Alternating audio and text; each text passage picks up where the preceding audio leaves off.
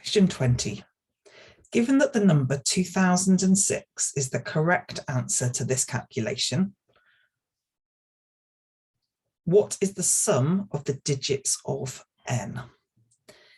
Now, it's a little question. It's not got a lot to work it out, but actually understanding what you've got to do is the key to this. I actually started by pairing up numbers and spotting that 1 subtract 2 is going to be -1. 3 subtract 4 is going to be -1, 5 subtract 6 is going to be -1. But after a few times of banging my head against a brick wall, it should have worked, but for whatever reason it didn't.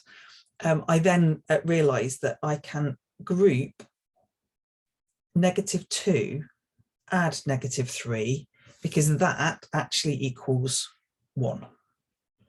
-4, add 5 actually equals 1.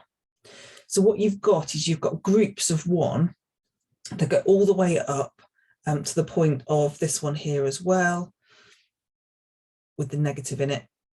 N, subtract n, add 1 will equal 1. When we take the bracket away, that becomes an add.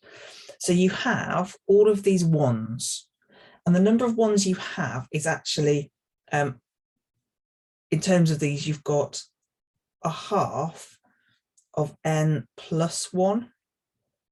So in terms of the ones you've got, this is n plus 1, but then you've got half of them because they're in pairs. This is n, gives you the n plus 1, and then it's a half of that. Take away, well, actually I'm going to multiply both sides by 2.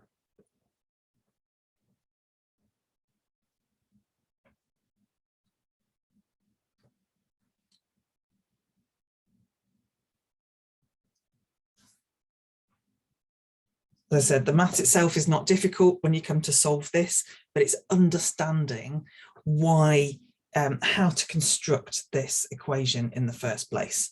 And it's to do with the fact that consecutive pairs of numbers are all 1. And then this allows you to count the number of 1s that you've got there. You're counting that up.